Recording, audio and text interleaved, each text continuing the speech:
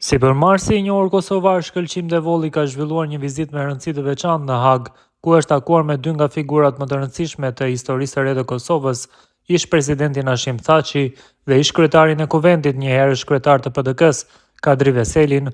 Kjo vizitë vjen në një kohë ku të dy liderët po përballen me një proces gjyqësor në dhomat e specializuara të Kosovës me seli në Hag, lidhur me akuzat për krime lufte dhe krime kundër njerëzimit.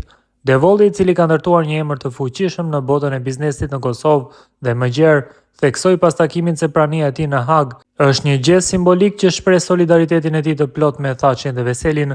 Ai vlerësoi lart rolin dhe kontributin historik të dy liderëve në procesin e çlirimit dhe ndërtimit të shtetit të Kosovës. Ata janë liderë që sakrifikuan shumë për lirinë e Kosovës.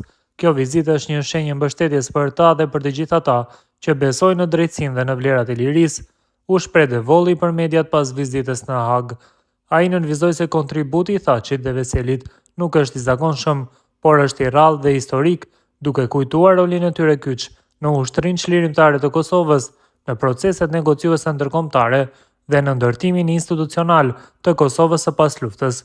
Është detyra jonë si qytetar të Kosovës që të qëndrojmë pranë tyre që kanë dhënë gjithçka për vendin. Ne nuk duhet të harrojmë kurrë sakrificat që janë bërë për këtë shtet që gëzojmë sot. Mbështetja për drejtsinë është themeli i demokracisë, por po aq e rëndësishme është edhe mbështetja për ata që kanë luftuar për ta sjellë lirinë, shtoi Devolli.